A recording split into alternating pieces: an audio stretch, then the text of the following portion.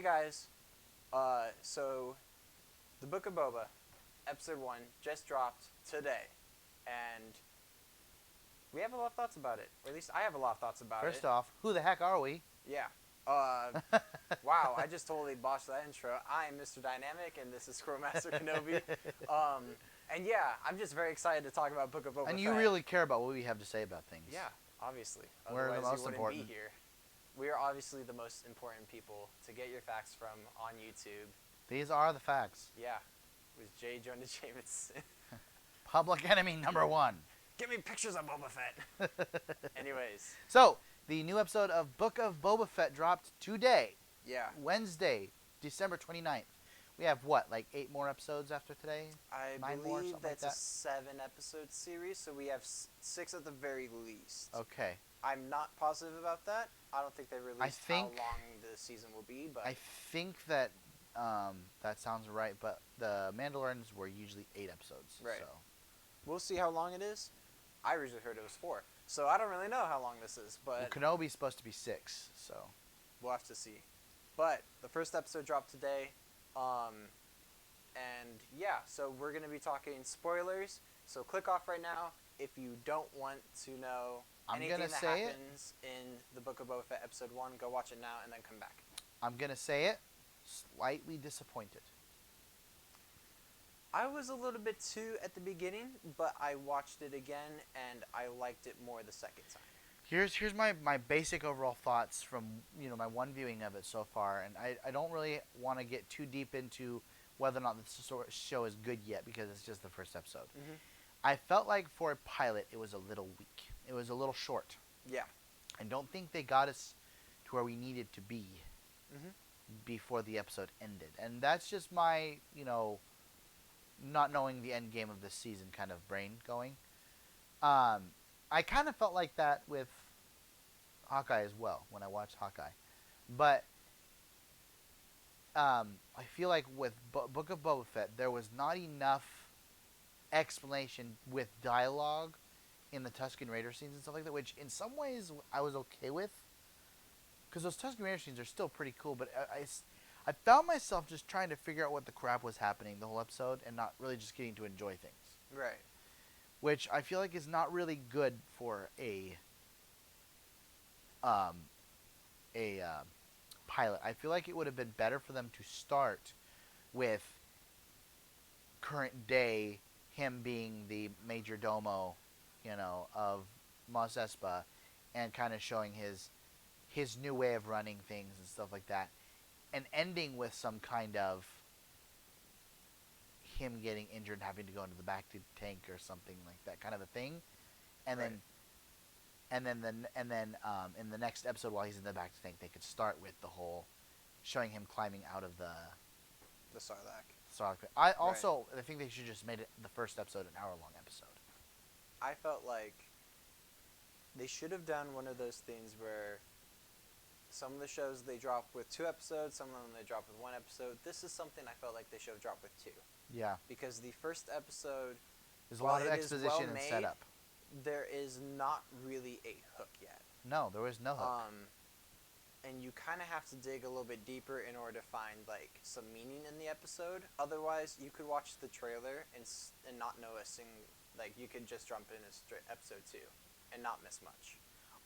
This first episode is something for me. If I was to recommend this to people, I would say wait till next week to start watching it so that you can watch the first 2 episodes together. Yeah. And even that, I could still be wrong about that because I don't know what the second episode is. I'd have to watch the second episode first. I agree with you. It's definitely one that either needed to have an hour-long episode rather than the half-hour-long episode, or 2 episodes. And it needed to, with Mandalorian, that hooked us in right away. Yeah. With at the end of that first episode where he finds that baby Yoda, And there wasn't really anything like that. There wasn't a big reveal or this is what's happening in the series. Well, and it was actually shorter than the Mandalorian episodes are. The Mandalorian episodes are your stereotypical 42, 45-minute, drama hour episodes. This was literally 34 minutes. Yeah. So it was a bit of an odd episode. I think it may age better once we know the story. Right. More, and I thought there was a bunch of cool moments in this. And I liked a bunch of the setups that they had. Right. But I like the overall. direction that they're moving with it. I like how they showed us how Boba Fett survived in it. I liked the performance of Tamora Morrison. I liked the performance of Ming Na Wen. Hmm. I really enjoyed the new characters that they introduced us to, like the mayor's hand, Yeah. the two Gamorrean soldiers, the Twi'lek barkeep person. Hmm. I Uh, liked the conflict that they showed between Boba trying to be more honorable and reputable and being like, um, I'm not going to kill people straight away. I would rather reason with them and kill if I need to and have a much more like hands-on technique uh huh. rather than just dispatching of people in a mindless way than Jabba did. Uh huh. And what will be interesting is as the series goes along, is he gonna waver from this path, or will he be able to Well, change the crime world, or will the crime world change if him? if you think about that, that's almost a scary way to operate because when he does kill someone, it's almost more important. It's like you must have done something really bad in order to have been killed by Boba Fett Right. because he doesn't just kill people outright. You know, Yeah. he gives them strikes Mhm. first, and I like that idea that they're actually giving Boba Fett more of a good person kind of mentality about things and more of an honor.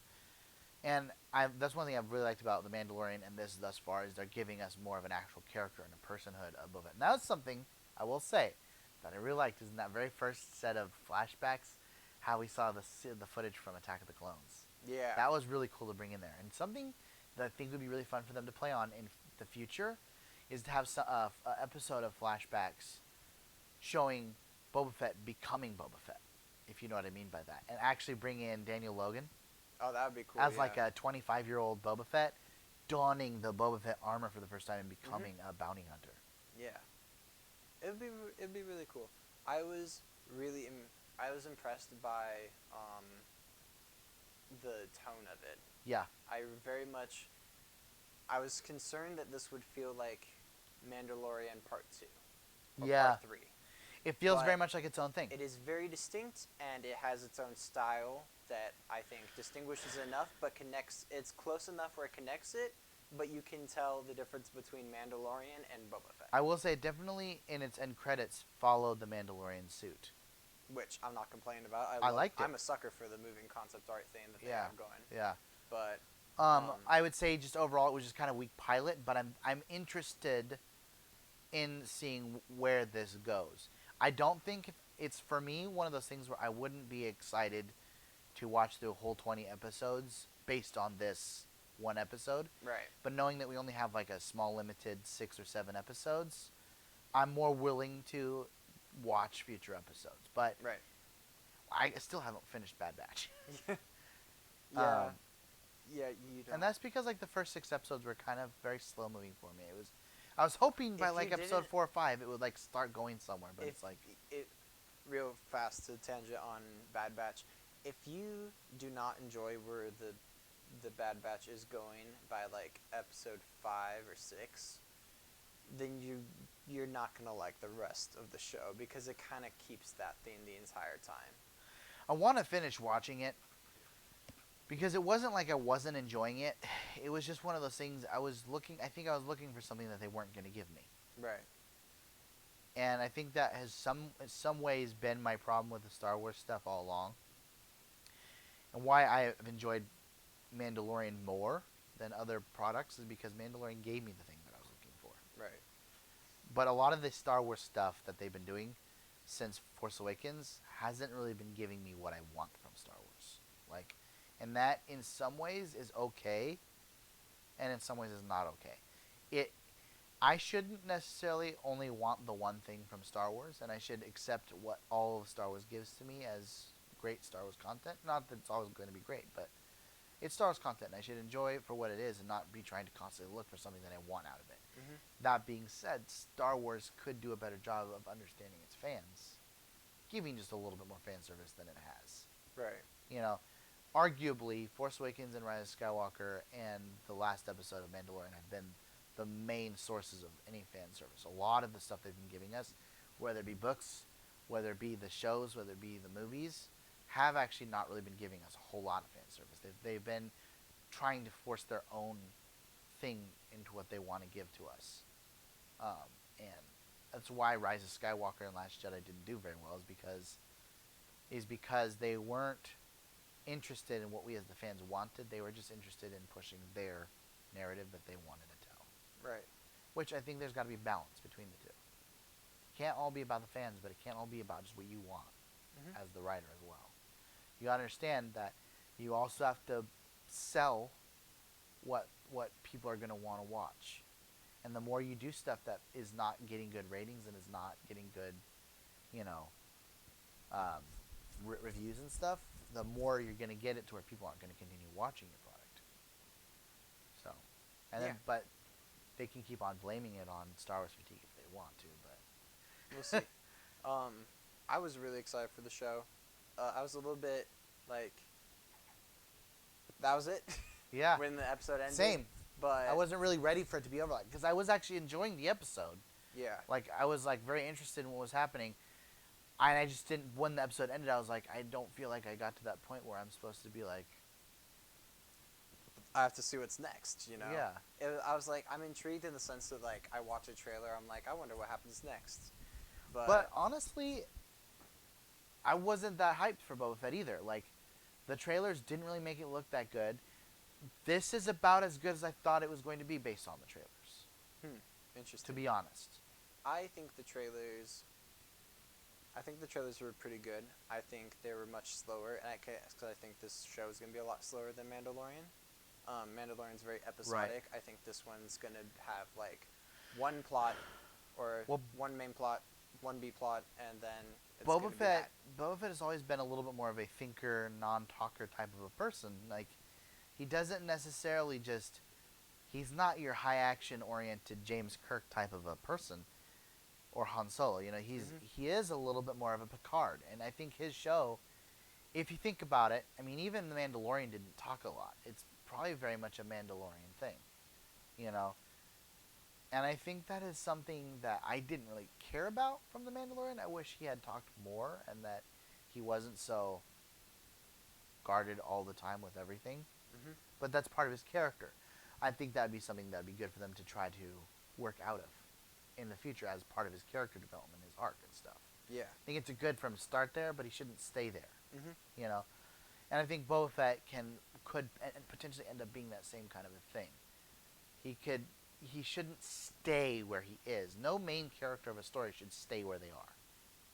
They need to have some sort of arc and part of Boba Fett's arc is he was a bounty hunter. He was the toady that went and collected for, what did they call it? What job it was? Something with a D. I'm blanking on I don't know. But well, whatever they called it. Whatever it is. He's not used to being the one in charge, and so now he's got to figure out how to rule. Is he going to rule with the Iron Fist? Is he going to rule, or Iron Thumb? Is it Iron Thumb? It's Iron Fist, yeah. Is he going to rule with the Iron Fist? Is he going to be a pushover? There's also going to be a lot of people that, he's in that position of power. There are always going to be people gunning for that position. So he's going to have enemies and threats that are going to come his way that he's going to have to demolish. He's going to have to show the people that he is not someone to be trifled with. But he's going to, and his challenge is that the way he wants to do it is through respect, not fear. He doesn't want people to fear him. He wants to actually be a benevolent ruler of Mos Espa. Right. He doesn't want to be someone who he doesn't want to be taken advantage of. He doesn't want to be doormat that people walk all over. But he also doesn't want to necessarily be like Jabba the Hutt and just kill people. And that's the part that interests me and that's kind of hooked me in thus far. Is to see how that develops. Character stuff they have with Boba Fett. Yeah. So, yeah. Not too many thoughts, but overall, I'd give the episode I'd give it a 6.5 out of 10. Probably about the same for me, too. Yeah.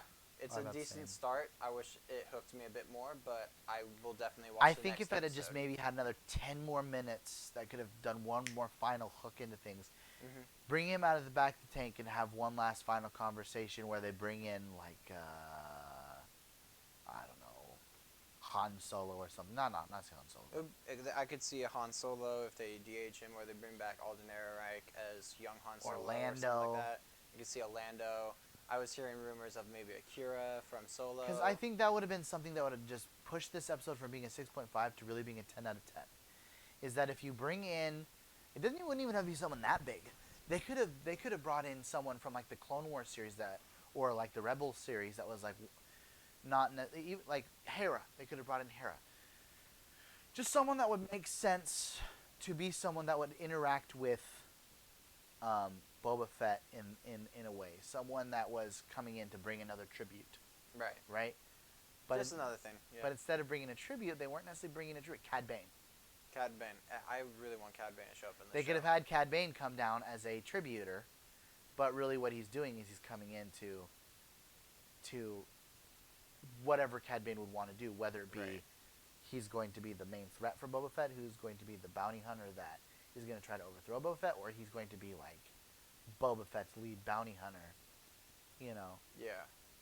And I think that would have been that moment of Cad Bane shows up at Boba Fett, and we don't know what he wants from him, but we just see, hello, Boba, and it's Cad Bane. And that's where the episode ends. Like, that would have tipped it over for me. Whether it been that or someone else that we knew, that would have made sense to be there for something for Boba Fett, or because they needed something from or wanted something from Boba Fett for whatever reason. That, to me, would have been something. Because I think that it doesn't always have to be someone like Luke Skywalker, Han Solo, or Leia. But I think when you incorporate people from other sources, it always makes it cooler. Mm-hmm. That's one of the reasons why No Way Home was so successful, is because of the fact, like, it was as successful was because of Toby and Andrew. Mm-hmm. But it would have already been successful simply because they brought in the older villains from the previous films. Yeah. And for me, whenever movies or television shows bring in characters from either other universes or other, films, like what's one thing where they did that? Oh gosh. Oh, that was one thing I really liked about the crossover last year for the CW universe, was that they brought back Brendan Routh's Superman. They brought back Tom Welling's Superman. And they did integrate some of these older, Batman, when they did the Batwoman episode, and they brought in, what's his name?